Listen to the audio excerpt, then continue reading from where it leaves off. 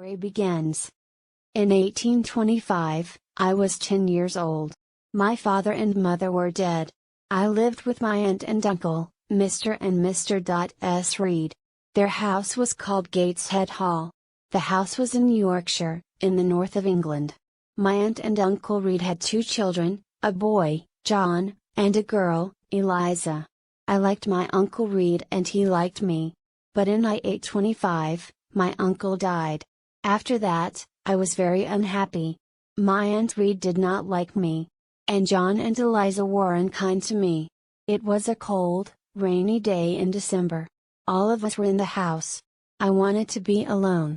I wanted to read. I opened a book. Then I heard my cousin John's voice. "Jane. Jane Eyre. Where are you?" John shouted. He came into the room and he saw me. "Why are you reading my book?" he asked. "Give it to me." John took the book. He hit my head with it. I screamed. John hit me again. I pulled his hair and I kicked him. "Help! Help, Mama!" John shouted. "Jane Eyre is hurting me."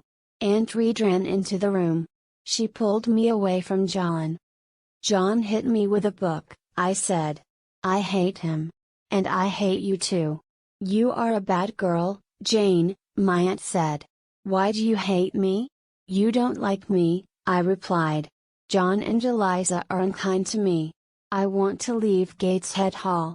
"You want to leave?" Aunt Reed said. "Where will you go? Your parents are dead. You cannot live alone." Aunt Reed thought for a moment. "My friend, Mr. Brocklehurst, is the owner of a school," she said. "I will send you to Mr. Brocklehurst's school." A few days later, Mr. Brocklehurst came to Gateshead Hall. He was a very tall man. His eyes were dark and his face was cruel. "Jane Eyre," he said to me. "God does not like bad children. God punishes bad children, Jane Eyre." "God will punish John Reed," I replied. "John Reed hits me and he shouts at me." "That is not true. You are a liar, Jane Eyre," Mr. Brocklehurst said. "You must not tell lies. And you must not live here with your cousins. You will come to Lowood School. You will become a good girl." "I want to come to your school, sir," I said. "I want to leave this house."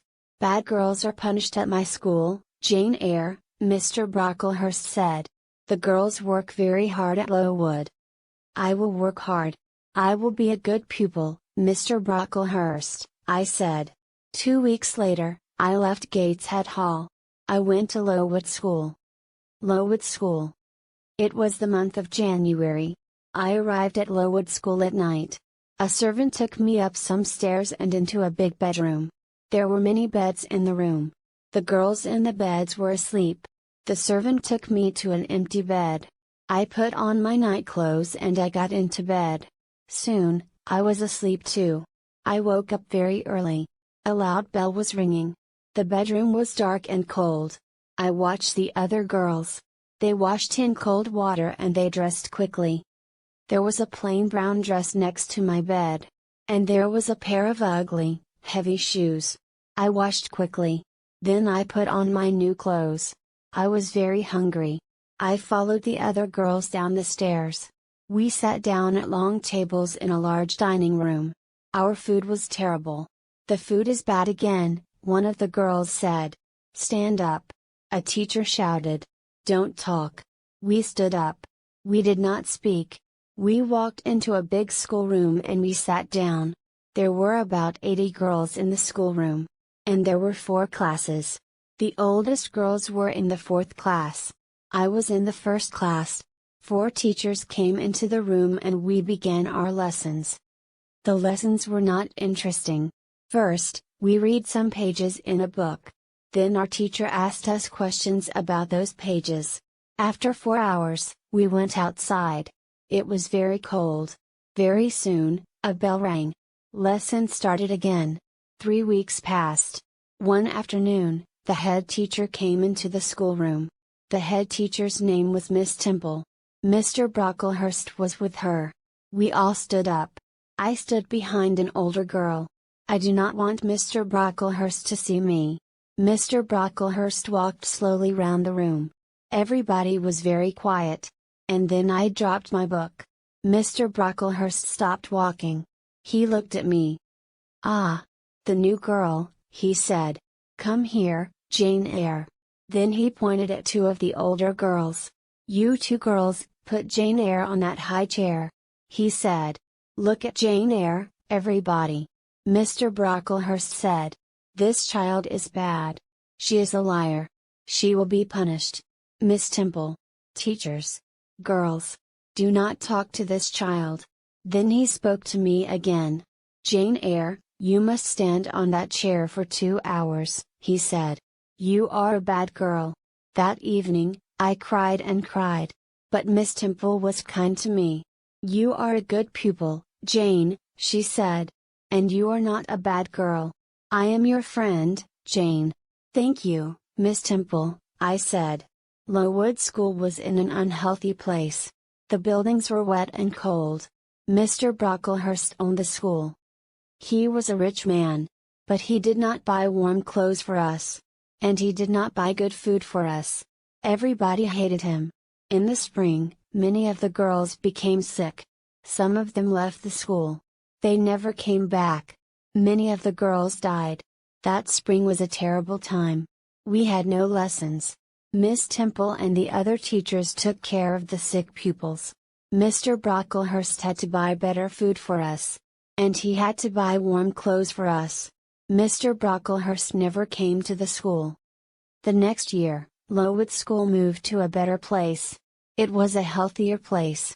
There were new schoolrooms, new bedrooms and a new dining room. The new buildings were bright and clean. The teachers were happy. After that, I was happy at Lowood School too. I was a pupil at Lowood School for 6 years. Then I became a teacher. I was a teacher at the school for 2 years. But I never returned to Gateshead Hall. And the Reeds never wrote to me. Thornfield Hall. In 1833, I was 18 years old. In the summer, Miss Temple left Lowood School. She got married. I wanted to leave Lowood too. I wanted a new life. I will be a governess, I thought. I put an advertisement in a newspaper. I had a reply to my advertisement. The reply was from Mr. S. Fairfax of Thornfield Hall, near Millcote. Millcote was about 70 miles from Lowood School. Mr. S. Fairfax wanted a governess for a little girl. I wrote to Mr. S. Fairfax immediately. I was going to be a governess at Thornfield Hall. I traveled to Millcote in a coach. At Millcote, a servant met me. He took me to Thornfield Hall. At Thornfield Hall, another servant opened the door. She was smiling. She took me into a small, warm room.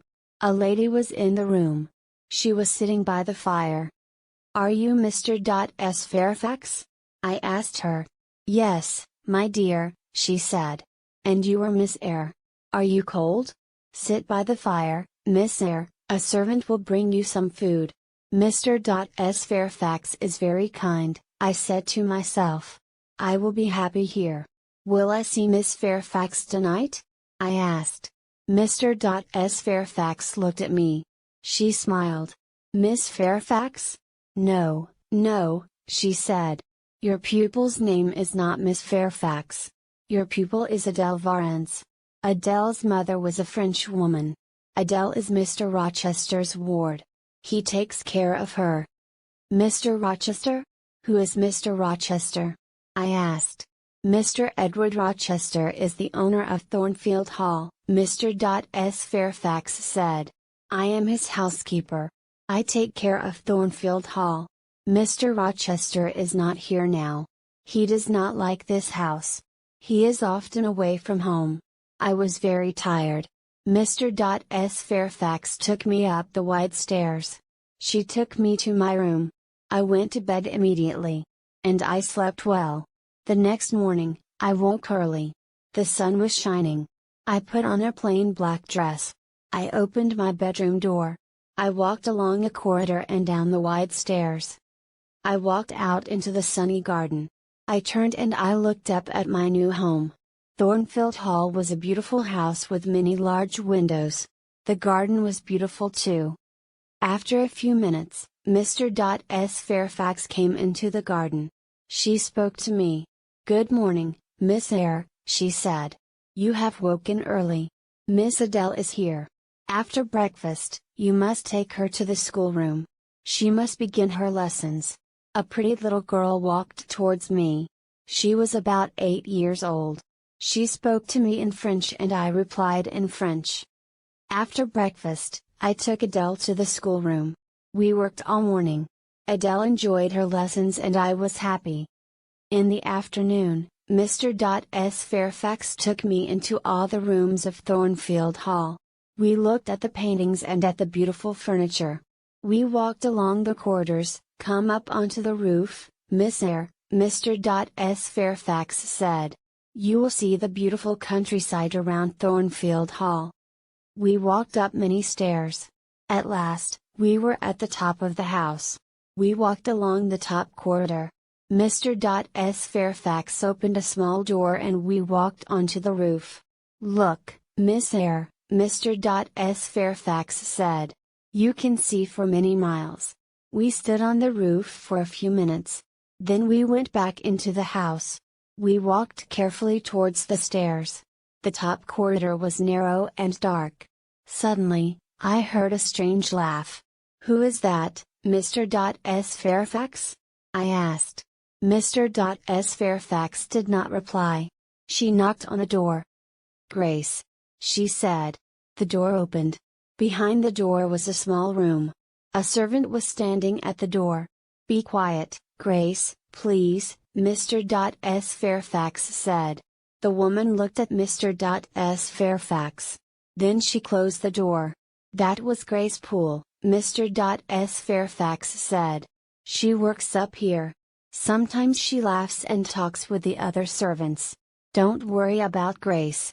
Please come downstairs now, Miss Eyre." Mr. Rochester. 3 months passed. I had not met the owner of Thornfield Hall. Mr. Rochester had not come home.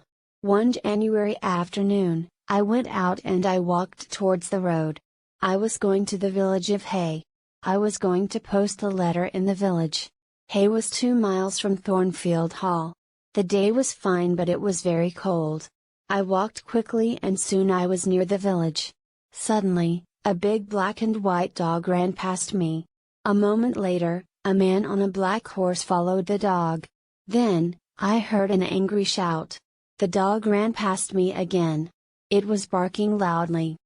I turned round. The horse had fallen on the icy ground and the man had fallen from the horse. I walked towards them.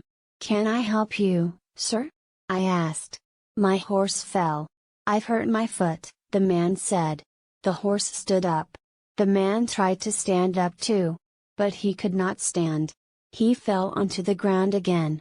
The man was about 35 years old. He was not handsome but he had a strong face. He had dark eyes and black hair. He was not very tall but his body was powerful. "I'll bring somebody from Thornfield Hall," I said.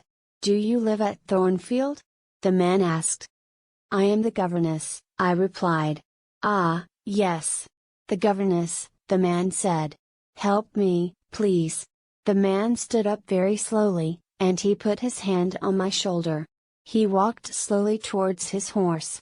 I helped him. He pulled himself onto the horse. "Thank you. Now go home quickly," the man said. And he rode away. I walked on to the village and I posted my letter. Then I returned to Thornfield Hall. Bright lights were shining in the big house. I went inside. A big black and white dog walked towards me. It came from the dining room. I had seen the dog before. "Whose dog is that?" I asked a servant. "It's Mr. Rochester's dog," the servant replied. "Mr. Rochester has come home. But he has hurt his foot. His horse fell on some ice." I smiled. The owner of Thornfield Hall had returned. But I did not see Mr. Rochester again that day. I saw Mr. Rochester the next day. He sent for me in the evening. I put on a clean dress. I brushed my hair carefully. Mr. Rochester was in the large sitting room. He was sitting in a big chair. His right foot was on a small chair. Mr. S. Fairfax and Adele were sitting with him. "This is Miss Eyre, sir," Mr. S. Fairfax said. Mr. Rochester looked at me. He did not smile. "Sit by the fire, Miss Eyre," he said. "Where have you come from?" "From Lowood School," I replied. "I was there for 8 years. 8 years," Mr. Rochester said. "That is a long time. Who are your parents?" "Two have no parents, sir," I answered. "They are dead." "But where is your home, Miss Eyre?" Mr. Rochester asked. "I have no home, sir." "I have no family," I said. "Why did you come to Thornfield Hall?" Mr. Rochester asked. "I wanted to leave Lowood, sir," I replied. "I put an advertisement in a newspaper." Mr. S. Fairfax replied to my advertisement. "Yes, I did," Mr. S. Fairfax said. "Miss Eyre is a good teacher, Mr. Rochester." Mr. Rochester smiled for the first time. "You are very young, Miss Eyre," he said. "I am 18, sir," I replied. Mr. Rochester smiled again. He did not ask me more questions. After that evening, I did not see Mr. Rochester for a few days. Then, one night, he sent for me again. "Sit near me, Miss Eyre," he said. "Mr. S. Fairfax will talk to Adele." I sat down quietly, but I did not speak. The fire was very bright. I saw Mr. Rochester's face clearly. I saw his large, dark eyes. He was smiling. He was happy. After a minute, Mr. Rochester spoke. "Miss Eyre," he said. "You are looking at me very carefully. Am I a handsome man?" "No, sir," I said. "You speak the truth, Miss Eyre," Mr. Rochester said. "Look at me again. Am I a kind man?" "No, sir," I said again. "You are smiling now. But you are not always kind." "That is true," Mr. Rochester replied. "I have had a difficult life. I have met bad people. I have been a bad person myself. Now Thornfield Hall is my home. But I hate this house. You are very young, Miss Eyre. You cannot understand me. You are right. I don't understand you, sir," I said. I stood up. "Where are you going?" Mr. Rochester asked. "It is late. Adele must go to bed," I said. "Are you frightened of me, Miss Eyre?" Mr. Rochester asked. "No, sir," I replied. "But you say strange things, sir." Mr. Rochester smiled. "Take Adele to her bedroom now, Miss Eyre," he said. "We will talk again tomorrow." After that night, we talked together many times. Mr. Rochester was an interesting man. But he was a strange man too. I often thought about him. Why does Mr. Rochester hate Thornfield? I asked myself. Thornfield Hall is a beautiful place. But Mr. Rochester is not happy. Fire. It was March. One night, I was in bed. But I was not asleep. The house was quiet. Suddenly, I heard a sound in the corridor outside my room. "Who's there?" I said. Nobody answered. Then I heard a strange laugh. I got out of my bed and I went quietly to the door. I listened. I heard another sound. Somebody was walking up the stairs to the top corridor. Then I heard somebody close a door. Was that Grace Poole? I said to myself. Yes, it was Grace. Why was she laughing? And why is she walking in the house at night? Is she mad? I must tell Mr. S. Fairfax about this. I will speak to her now. I put on some clothes and I opened the door. There was a candle on the floor outside my room. The candle was burning. There was thick smoke in the corridor. I went into the corridor. I looked around me. The door of Mr. Rochester's bedroom was open. And the smoke was coming from Mr. Rochester's room. I ran into the room. I sat in a chair by the window. Time passed. At last, Mr. Rochester returned. "Please don't worry, Jane," he said. "Grace Poole is a strange woman. But she won't hurt anybody tonight. I stood up.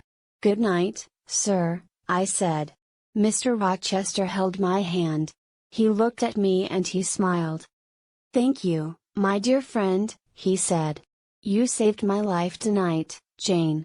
"Good night, sir," I said again. I went back to my bed. I was very tired. But at first, I could not sleep.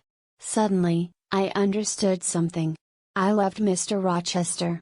He had smiled at me. He had held my hand. Did he love me? I did not know. But I thought about Mr. Rochester for a long time. I do not see Mr. Rochester the next day. He did not send for me. In the evening, I went down to Mr. S. Fairfax's sitting room. The housekeeper was looking out of the window. "The weather has been good today," Mr. S. Fairfax said. "Mr. Rochester had a good day for his journey."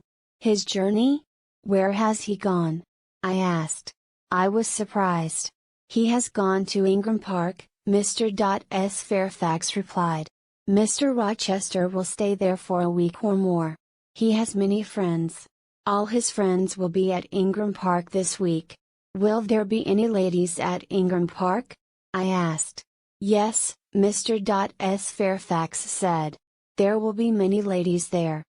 Miss Blanche Ingram will be there. Mr. Rochester has known her for many years." "Is Miss Ingram beautiful?" I asked. "She is very beautiful," Mr. S. Fairfax said. "Will Mr. Rochester marry her?" I asked. Mr. S. Fairfax smiled. "I don't know, Miss Eyre," she replied. "I don't know." I was very unhappy. I went up to my bedroom. I looked in my mirror. "Jane Eyre," I said to myself. "You are not pretty. And you are poor. Mr. Rochester will never marry you. He will marry Miss Blanche Ingram. She is a rich lady. You are a poor governess. Forget Mr. Rochester, Jane Eyre. Forget him." Guests at Thornfield Hall. 2 weeks later, a letter arrived from Mr. S. Fairfax. "Mr. Rochester will return on Thursday," Mr. S. Fairfax said. "Some of his friends will come here with him. There will be many guests at Thornfield Hall." On Thursday evening, Mr. S. Fairfax, Adele and I were in Adele's bedroom. Mr. S. Fairfax was looking out of the window. "The guests are arriving now," Mr. S. Fairfax said. I went to the window and I looked out. There were 3 carriages. 2 people were riding horses. Mr. Rochester was riding his big black horse. A beautiful young woman was riding a white horse. Mr. S. Fairfax pointed to the young woman. "That is Miss Ingram," the housekeeper said. Then she went downstairs. Adele wanted to go downstairs too. "No, Adele," I said. "We cannot go downstairs tonight. Mr. Rochester is talking to his guests." The next day, Mr. S. Fairfax came into the schoolroom. "Mr. Rochester wants you to meet his guests tonight, Miss Eyre," she said. "Adele must meet them too." Later, Adele and I went quietly into the sitting room. And soon, 8 ladies came into the room. One of them was tall, dark and very beautiful. She was Blanche Ingram. Adele ran towards her. "Good evening, beautiful lady," she said in French. "What a pretty little girl," Blanche Ingram said. Miss Ingram spoke to the other ladies. And she spoke to Adele. But she did not speak to me. Half an hour later, the gentleman came into the room. I looked at Mr. Rochester. He saw me, but he did not speak to me. Miss Ingram pointed at Adele. "Why doesn't this little girl live at a school, Mr. Rochester?" she asked. "Adele learns her lessons at home," Mr. Rochester replied. "She has a governess." "Oh, yes. That small woman by the window," Miss Ingram said. "I had many governesses. I hated all of them. They were all ugly and stupid." Later, Miss Ingram and Mr. Rochester sang some songs together. Mr. Rochester had a fine voice. I listened to the songs, then I left the room. Mr. Rochester followed me. "What is wrong, Jane?" he asked. "Nothing is wrong, sir," I said. "But I am tired. I am going to my room. Good night, sir. You are tired. And you are unhappy too, Mr. Rochester replied. There are tears in your eyes. Rest now, Jane. But please come and meet my guests tomorrow evening. Don't forget, don't forget, Jane. The guests stayed at Thornfield Hall for 2 weeks. Every evening, I went to the sitting room with Adele. Nobody spoke to me. Mr. Rochester and Miss Ingram were always together. One afternoon, Mr. Rochester went to Millcote. He returned late in the evening. I met him at the front door. Another guest has arrived, sir, I told him. His name is Mr. Mason. He has come from the West Indies. Suddenly, Mr. Rochester's face was pale. He held my hand tightly. Mason. The West Indies. Mason he said. Are you ill, sir? I asked. Jane, my little friend, I've had a shock, he said. Bring me a glass of wine, please. I went quickly to the dining room. I returned with a glass of wine and I gave it to Mr. Rochester. What are my guests doing? He asked. They are eating and laughing, sir, I replied. Mr. Mason is talking to the other guests. One day, they will all hate me, Mr. Rochester said. Now go into the dining room again.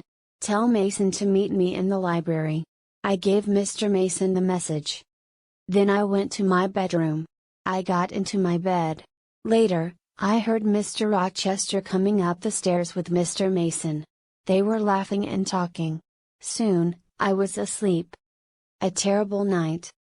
Some hours later, I woke up. A terrible cry had woken me. The moon was bright. Its light was shining through my window. I listened. Then I heard somebody shouting. Help! Help! Rochester, help me! The voice came from the top corridor. Help! Help! I got out of bed and I put on a dress and some shoes. I opened my door. All the guests were in the corridor outside the bedrooms. They were all asking questions. What happened? They asked. Is there a fire? Who is hurt? Where is Mr. Rochester? I am here. Mr. Rochester said. He was walking down the stairs from the top corridor. What is wrong, Mr. Rochester? Miss Ingram asked. What has happened? Nothing is wrong, Mr. Rochester replied. One of the servants has had a bad dream. Go back to bed. I went back to my room. But something was wrong. I did not get into my bed. I waited. Soon, somebody knocked on my door. I opened the door. Mr. Rochester was standing in the corridor. Jane, follow me. Do not make a sound, Mr. Rochester said. We went up to the top corridor. Mr. Rochester unlocked the door and we went inside a room. Mr. Mason was sitting on a chair in the room. His face was pale. And his shirt was covered with blood. Then I heard a terrible laugh. The sound came from the next room. Grace Poole is a mad woman, I thought. Why does Mr. Rochester have a mad servant? Mr. Rochester spoke quietly to Mr. Mason. I am going to bring a doctor, Richard, he said. Then he spoke to me. Stay here, Jane. Wash Mr. Mason's arm. But do not speak to him. Mr. Rochester left the room. I washed Mr. Mason's arm. We waited for Mr. Rochester and the doctor. Mr. Mason did not speak to me and I did not speak to him. After 2 hours, Mr. Rochester returned. The doctor was with him. The doctor looked at Mr. Mason's arm. She bit me, Mr. Mason said. I came up here. I wanted to see her. I wanted to help her. But she bit me. Be quiet now, Richard, Mr. Rochester said quickly. The doctor put a bandage on Mr. Mason's arm. Mr. Rochester put Mr. Mason's coat round the injured man's shoulders. Then he spoke to me again. Run downstairs, Jane. Unlock the small door at the side of the house, he said. We will follow you. I went quickly downstairs and I opened the door. Outside the door, a servant was waiting with a carriage. Mr. Mason and the doctor came out of the house. They got into the carriage. Then Mr. Rochester came out of the house too. Mr. Mason spoke to him through the window of the carriage. "Help her. Be kind to her, Rochester," he said. "Yes, I will, Mason," Mr. Rochester said. The servant drove the carriage away. "Will you walk in the garden with me, Jane?" Mr. Rochester asked. "I do not want to sleep now." "Yes, I will, sir," I said. Soon, it was morning. The birds were beginning to sing. The flowers had a sweet smell. "It has been a strange night, Jane," Mr. Rochester said. "Were you frightened?" "I am frightened of Grace Poole," I said. "She will hurt you, one day.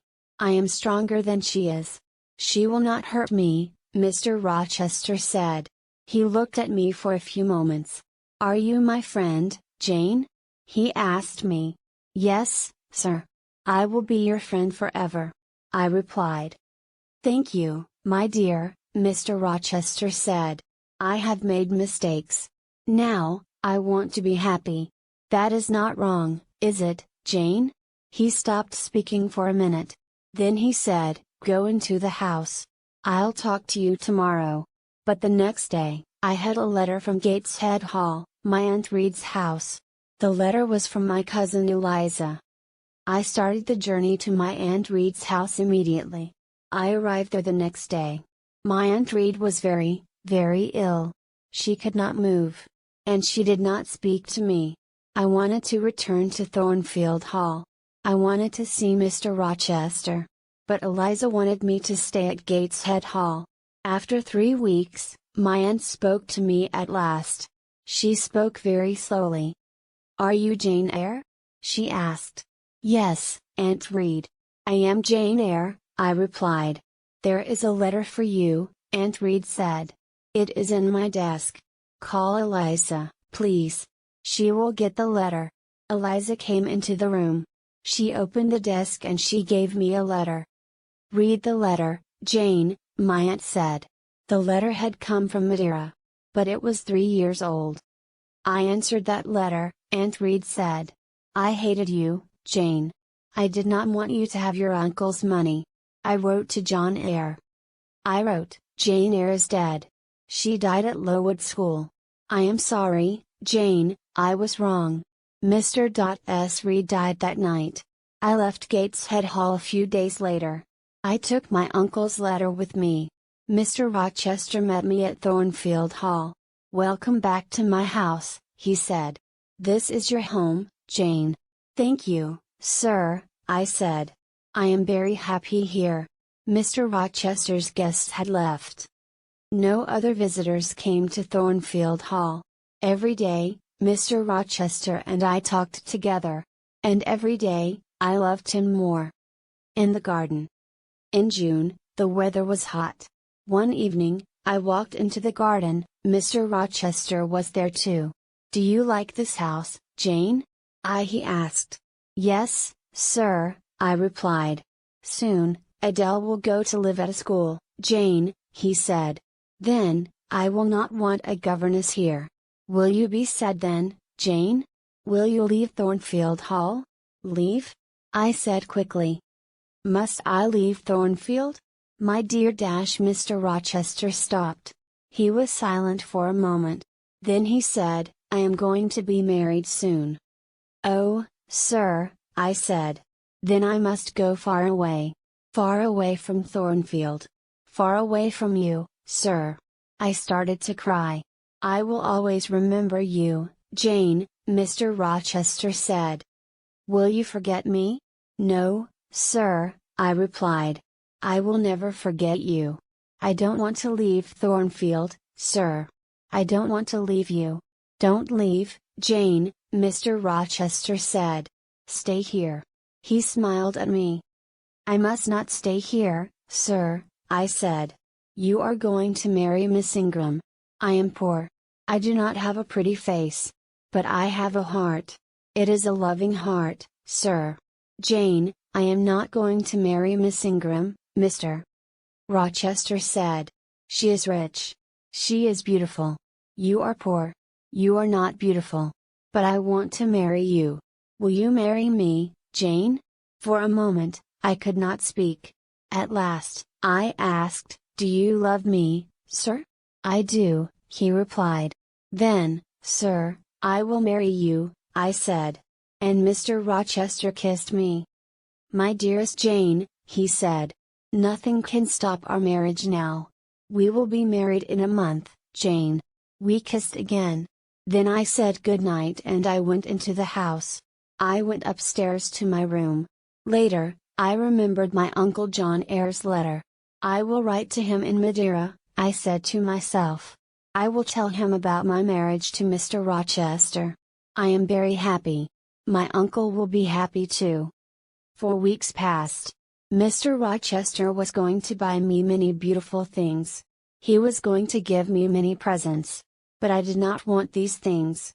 "No, Edward," I said. "I am not beautiful. I don't want beautiful things. I want you, Edward." It was the month of July. 2 days before our wedding day, Mr. Rochester went away. "I will return tomorrow," he said. "I love you, Jane." That night, I went to my bedroom early. My wedding dress and my wedding veil were in my room. I looked at them. "In 2 days, I will be Jane Rochester," I said to myself. Then I went to bed. But I did not sleep well. The next day, Mr. Rochester returned. He looked at me carefully. "What is wrong, Jane?" he asked. "Your face is pale. Are you frightened?" "I had a very strange dream last night," I said. "It was a dream about this house. But in my dream, Thornfield Hall had no roof. The walls were burned. They were black. In my dream, I tried to find you. But you were not in the house. Are you afraid of a dream, Jane?" Mr. Rochester asked. "No, Edward," I replied. But I woke up from my dream. There was a woman in my room. She was tall and heavy. She had long, black hair. The woman was holding a candle, I said. She put the candle by my mirror. She put my wedding veil over her head and she looked in the mirror. Then I saw her face. It was a strange, terrible face, Edward, I said. Suddenly, the woman tore my veil into 2 pieces. She threw the pieces on the floor. "What happened next?" Mr. Rochester asked. "The woman held her candle near my face," I replied. "She looked at me and she laughed. Then she went away." "This happened in your dream, Jane," Mr. Rochester said. "It did not happen in my dream, Edward," I said. "This morning, my wedding veil was on the floor of my room. It was torn. It was in 2 pieces. But the woman did not hurt you, Jane," Mr. Rochester said. "Sleep in Adele's room tonight, my dear. You will have no more bad dreams." Mr. Rochester's wife. It was our wedding day. We were going to be married in a church near Thornfield Hall. After the marriage, we were going to travel to London. I got up early. I put on my wedding dress and I went downstairs. Mr. Rochester was waiting for me. At 8 o'clock, we walked together to the church. The clergyman was standing by the door of the church. There were 2 other people inside the church, 2 men. They were sitting in a dark corner. I could not see them very well. The clergyman started to speak. At every marriage, the clergyman asks an important question. He asks the people in the church, "Is there a problem about this marriage?" The clergyman spoke loudly. He asked this question and he waited. There was silence for a moment. And then one of the men in the dark corner stood up. He spoke loudly. "There is a problem. These 2 people must not be married," he said. "There is not a problem," Mr. Rochester said to the clergyman. "Please go on with the marriage." "No, I cannot go on with the marriage," the clergyman replied. He spoke to the man in the corner. "What is the problem, sir?" he asked. Mr. Rochester turned and looked at the man. "Who are you? What do you know about me?" he asked angrily. "My name is Briggs, sir. I am a lawyer," the man replied. "I know many things about you. 15 years ago, you were married in the West Indies. Your wife's name is Bertha Mason. She is alive. She lives at Thornfield Hall. How do you know that? Mr. Rochester shouted. The other man in the dark corner stood up. He walked towards us. It was Richard Mason. Bertha Mason is my sister, he said. I saw her at Thornfield Hall in April. Mr. Rochester's face was pale. For a minute he was silent. Then he spoke quietly. It is true, he said. My wife is living at Thornfield Hall. She is mad. Come to the house, all of you. Come and see Mr. S. Rochester. Come and see the mad woman. We all left the church. Nobody spoke. At Thornfield, Mr. S. Fairfax and Adele were waiting for us. They were smiling happily. Nobody will be happy today. Mr. Rochester said. We are not married. Briggs, Mr. Mason, the clergyman and I followed Mr. Rochester. We followed him up the stairs. He took us to the top corridor. He unlocked a door and we went into a small room. I had seen this room before. We walked through the room to another door. Mr. Rochester unlocked this door and we saw a larger room. Grace Poole was sitting in the room. But another woman was there too. She was tall and heavy. Her dark hair was in front of her face. The woman turned and looked at us. I knew that terrible, mad face. I had seen it in my bedroom, 2 nights before. The mad woman saw Mr. Rochester. She screamed and she ran towards him. Be careful, sir. Grace Poole said. The mad woman was very strong. She screamed and she hit Mr. Rochester. But Mr. Rochester held her arms. This woman is my wife. Mr. Rochester said angrily. I wanted to forget about her. I wanted to marry this young girl, Jane Eyre. Was I wrong? He was silent for a few moments. Then he spoke quietly. Yes. I was wrong, he said. I love Jane Eyre. But I was wrong. Now, go, all of you. I must take care of my mad wife. I went slowly downstairs. Mr. Briggs, the lawyer, spoke to me. I am sorry for you, Miss Eyre, he said. You did nothing wrong. Your uncle, John Eyre, is sorry for you too. He read your letter. And then he met Richard Mason in Madeira. Your uncle is dying, Miss Eyre. He could not come to England. He sent me here. He wanted me to stop this marriage. I did not answer. I went to my room and I locked the door. I took off my wedding dress. I put on a plain black dress. I lay down on my bed. I am Jane Eyre today, I thought. I will be Jane Eyre tomorrow. I will never be Jane Rochester. I must leave Thornfield Hall. I must never see Mr. Rochester again. My life here is finished. Many hours later, I got off the bed. I unlocked my door. Mr. Rochester was waiting outside my room. I did not answer. I went to my room and I locked the door. I took off my wedding dress. I put on a plain black dress. I lay down on my bed. I am Jane Eyre today, I thought. I will be Jane Eyre tomorrow. I will never be Jane Rochester. I must leave Thornfield Hall. I must never see Mr. Rochester again. My life here is finished. Many hours later, I got off the bed. I unlocked my door. Mr. Rochester was waiting outside my room. You are unhappy, Jane, he said. I am very, very sorry. Jane, we will leave Thornfield, we will go to another country. We will be happy again. I cannot be your wife. I cannot live with you, I said. I must leave you, Edward. Listen, Jane, Mr. Rochester said. My father wanted me to marry Bertha Mason. Her family was very rich. I married her. My father was happy. But I was not happy. Bertha was mad, and she was a bad woman. Nobody told me about her. She was married to me, but she met other men. She was drunk every day. She tried to kill me many times. After 4 years, I brought Bertha here to Thornfield Hall, Mr. Rochester said. Then I went away. Grace Poole took care of Bertha. I met other women. One of them was a French singer. She was Adele's mother. Adele is my daughter, Jane. But I did not love the French singer.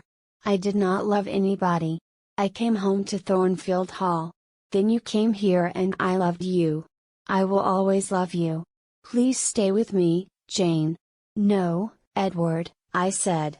I am going away. We will be unhappy.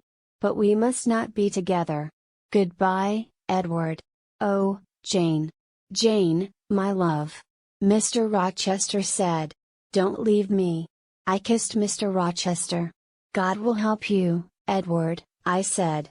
Quickly, I went into my room. I put some clothes into a bag. Later, I heard Mr. Rochester go into his room. Very quietly, I went downstairs.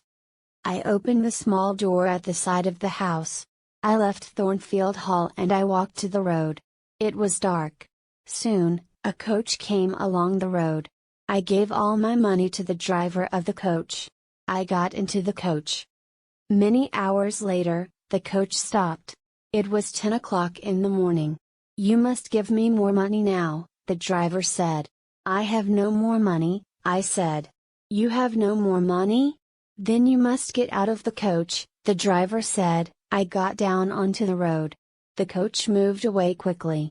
But I had left my bag in the coach. I looked around me. I was on a cold, empty moor. I was tired and hungry. I walked and walked. I had no money. I had no food. I walked until the evening came. At last, I lay down on the ground. I fell asleep immediately. Moor House. The next morning, I woke late. I walked along the road for many miles. It started to rain. Soon my clothes were wet. I saw no one. I walked on the moor all day. In the evening, I was very tired again. I must sleep soon, I thought. Where shall I sleep? Then I saw a light. I walked slowly towards it. The rain was falling heavily. But I saw a house near the road. I walked up to the house. I knocked on the door. I waited, but nobody opened the door. I stood outside the house. I was very cold and very tired. I could not move. I am going to die here, I said. Then I heard a young man's voice. The man was standing behind me. No, you will not die at Moor House, the man said. Then he unlocked the door of the house. He took me into the house. He took me into a warm sitting room. Please sit down, he said. Two pretty young women came into the room. Give this poor woman some food, Diana, the young man said. Give her some dry clothes, Mary. Then he spoke to me again. My name is St. John Rivers, he said. These are my sisters, Diana and Mary. What is your name, young woman? My name is Jane Elliot, I said. I closed my eyes. Jane is very tired, Diana said. She must go to bed now. I stayed in bed at Moor House for 3 days. Diana and Mary Rivers were governesses. They were staying at Moor House for a few days. St. John, their brother, was a clergyman. They were very kind to me. Soon, we were good friends. One day, St. John asked me about my life. I was a governess too, I told him. And I told him about Lowood School. But I did not tell him about Thornfield Hall. I did not tell him about Mr. Rochester. I want to work, St. John, I said. Will you help me? I have a plan, St. John said. A few miles from here, there is a village. Many of the girls in the village cannot read or write. I am going to pay for a girls' school in the village. But I must find a teacher for these girls. I will teach them, St. John, I said. Good. He said. There will be a small house next to the school. You will live there. 3 days later, a letter arrived for St. John. Diana, Mary, our Uncle John is dead, he told his sisters. But we will not have any of his money. He gave the letter to his sisters. They read it. Uncle John was our mother's brother, Diana told me. He was very rich. But he has given all his money to another niece. We do not know her. Soon, I went to live in the village. I lived in the house next to the school. Every day, I taught the girls. My pupils worked hard. But I was not happy. Every day, I thought about Edward Rochester. Does he think about me? I asked myself. 4 months passed. One day, St. John Rivers came to my house. He was holding a letter. He was worried. What is wrong? I asked. I want to ask you 3 questions, Jane, he replied. Is your name Jane Elliott? Do you have another name? Do you know Jane Eyre? I looked at him for a moment. I did not speak. I have some news for Jane Eyre, St. John said. Jane Eyre was a pupil at Lowood School. And she was a teacher there. Then she was a governess at Thornfield Hall, the home of Mr. Edward Rochester. How do you know this? I asked. What do you know about Mr. Rochester? How is he? I don't know, St. John said. This letter is from a lawyer. The lawyer tells a story about Mr. Rochester. Mr. Rochester had a mad wife. But he tried to marry Jane Eyre. She left Thornfield. Now this lawyer, Mr. Briggs, is trying to find her. I will tell you the truth, St. John, I said. My name is not Jane Elliott. My name is Jane Eyre. And I was a governess at Thornfield Hall. I know Mr. Rochester. Did Mr. Briggs write anything about Mr. Rochester? No. The letter is about you, Jane, St. John said. Your uncle, John Eyre is dead. John Eyre has given you £20,000. You are rich, Jane. But why did Mr. Briggs write to you? I asked. My mother's name was Eyre, St. John said. She was your father's sister, Jane. Then you, Diana and Mary are my cousins. I said. I thought carefully for a moment. Write to Diana and Mary, I said. They must come home. I will give all of you some of Uncle John's money. The next day, I wrote to Mr. Briggs. I gave St. John, Diana and Mary £5,000 each. I wrote to Mr. S. Fairfax too, but she did not reply. 6 months passed. I heard nothing from Thornfield Hall. I heard nothing about Mr. Rochester. Then, one day, I was walking on the moor. Suddenly, I heard a voice. There was nobody on the moor. But the voice was calling my name Jane. Jane. Jane. That is Mr. Rochester's voice, I said to myself. Then I shouted, I am coming, Edward. I am coming. I ran to Moor House. I spoke to my cousins. I am going to Thornfield Hall tomorrow, I told them. I began my journey the next day. My story ends. 2 days later, I got out of a coach. I was standing on the road near Thornfield Hall. I ran across the fields. Was Mr. Rochester at Thornfield? Was he ill? And then I saw the house. The house had no roof. Its walls were burnt and black. Nobody was living there. I looked at the burnt, black house. I had seen this before. I had seen it in a dream. I was frightened. Where was Edward Rochester? I went to the village of Hay. I asked about Thornfield Hall. I asked about Mr. Rochester. 3 months ago, there was a fire at Thornfield Hall, a man told me. The madwoman burnt the house. She was Mr. Rochester's wife. Was Mr. Rochester in the house? I asked. Yes, he was there, the man replied. He tried to save his wife's life. He went into the burning house. But the madwoman jumped from the roof. She died. Was Mr. Rochester hurt? I asked quickly. Yes, he was badly hurt, the man said. He is blind, he can't see. And he has only one hand. Where is he? I asked. Where is he? He is living at Ferndean. It is an old house, about 30 miles away, the man said. Do you have a carriage? I asked. I must go to Ferndean immediately. I got out of the carriage near Ferndean. I walked to the house. I knocked on the door. A servant opened it. I knew her. Oh, Miss Eyre. You have come, she said. Mr. Rochester has been calling your name. A bell rang in another room. That is Mr. Rochester's bell, the woman said. He wants some candles. There were 2 candles on a table near the door. The woman lit them and she picked them up. Mr. Rochester is blind, but he always burns candles in his room in the evenings, she said. Give the candles to me. I said. I'll take them to him. I opened the door of Mr. Rochester's room. His black and white dog was sitting by the fire. The dog jumped up and ran towards me. Who is there? Mr. Rochester said. Don't you know me, Edward? I asked. Your dog knows me. I put the candles on a table. I held Mr. Rochester's hand. I know that voice. And I know this little hand, Mr. Rochester said. Is that you, Jane? Yes, sir, I have found you at last, I said. I will never leave you again. Then I told Mr. Rochester my story. Why did you leave your cousins, Jane? Mr. Rochester asked. Why did you come back to me?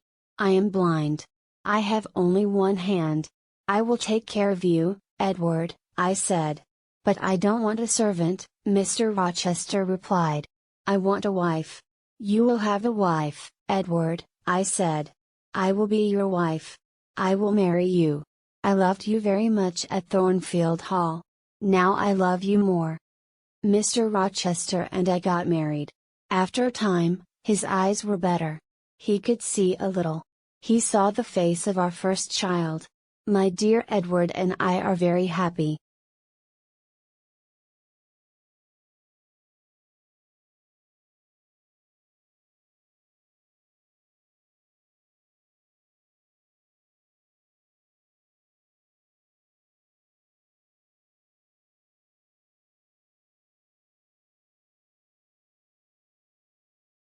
Teacher for these girls.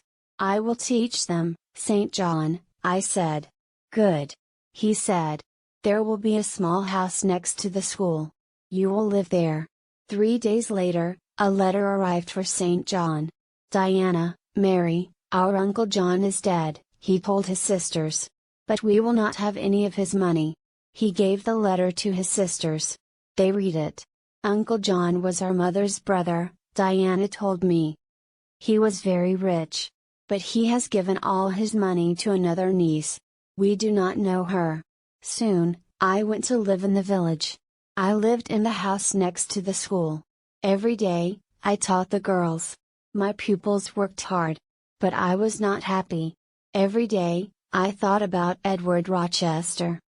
Does he think about me? I asked myself. 4 months passed. One day, St. John Rivers came to my house. He was holding a letter. He was worried. What is wrong? I asked.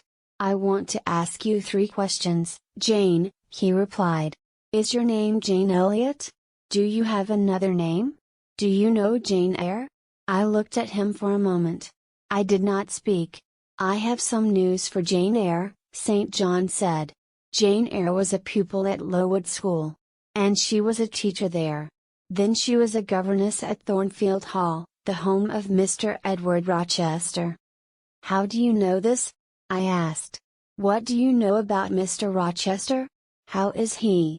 I don't know, St. John said. This letter is from a lawyer. The lawyer tells a story about Mr. Rochester. Mr. Rochester had a mad wife. But he tried to marry Jane Eyre. She left Thornfield. Now this lawyer, Mr. Briggs, is trying to find her. I will tell you the truth, St. John, I said. My name is not Jane Elliot. My name is Jane Eyre. And I was a governess at Thornfield Hall. I know Mr. Rochester. Did Mr. Briggs write anything about Mr. Rochester? No. The letter is about you, Jane, St. John said. Your uncle, John Eyre is dead. John Eyre has given you £20,000. You are rich, Jane. But why did Mr. Briggs write to you? I asked.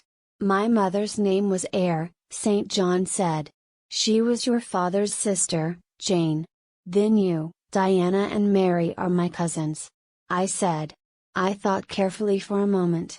Write to Diana and Mary, I said. They must come home. I will give all of you some of Uncle John's money. The next day, I wrote to Mr. Briggs. I gave St. John, Diana and Mary £5,000 each. I wrote to Mr. S. Fairfax too, but she did not reply. 6 months passed. I heard nothing from Thornfield Hall. I heard nothing about Mr. Rochester. Then, one day, I was walking on the moor. Suddenly, I heard a voice. There was nobody on the moor. But the voice was calling my name. Jane. Jane. Jane. That is Mr. Rochester's voice, I said to myself. Then I shouted, I am coming, Edward. I am coming. I ran to Moor House. I spoke to my cousins. I am going to Thornfield Hall tomorrow, I told them. I began my journey the next day. My story ends. 2 days later, I got out of a coach. I was standing on the road near Thornfield Hall. I ran across the fields. Was Mr. Rochester at Thornfield? Was he ill? And then I saw the house. The house had no roof. Its walls were burnt and black. Nobody was living there. I looked at the burned, black house. I had seen this before. I had seen it in a dream. I was frightened. Where was Edward Rochester? I went to the village of Hay. I asked about Thornfield Hall. I asked about Mr. Rochester. 3 months ago, there was a fire at Thornfield Hall, a man told me. The madwoman burnt the house. She was Mr. Rochester's wife. Was Mr. Rochester in the house? I asked. Yes, he was there, the man replied. He tried to save his wife's life. He went into the burning house. But the madwoman jumped from the roof. She died. Was Mr. Rochester hurt? I asked quickly. Yes, he was badly hurt, the man said. He is blind, he can't see. And he has only one hand. Where is he? I asked. Where is he? He is living at Ferndean. It is an old house, about 30 miles away, the man said. Do you have a carriage? I asked. I must go to Ferndean immediately. I got out of the carriage near Ferndean. I walked to the house. I knocked on the door. A servant opened it. I knew her. Oh, Miss Eyre. You have come, she said. Mr. Rochester has been calling your name. A bell rang in another room. That is Mr. Rochester's bell, the woman said. He wants some candles. There were 2 candles on a table near the door. The woman lit them and she picked them up. Mr. Rochester is blind, but he always burns candles in his room in the evenings, she said. Give the candles to me. I said. I'll take them to him. I opened the door of Mr. Rochester's room. His black and white dog was sitting by the fire. The dog jumped up and ran towards me. Who is there? Mr. Rochester said. Don't you know me, Edward? I asked. Your dog knows me. I put the candles on a table. I held Mr. Rochester's hand. I know that voice. And I know this little hand, Mr. Rochester said. Is that you, Jane? Yes, sir, I have found you at last, I said. I will never leave you again. Then I told Mr. Rochester my story. Why did you leave your cousins, Jane? Mr. Rochester asked. Why did you come back to me? I am blind. I have only one hand. I will take care of you, Edward, I said. But I don't want a servant, Mr. Rochester replied. I want a wife. You will have a wife, Edward, I said. I will be your wife. I will marry you. I loved you very much at Thornfield Hall. Now I love you more. Mr. Rochester and I got married. After a time, his eyes were better. He could see a little. He saw the face of our first child. My dear Edward and I are very happy.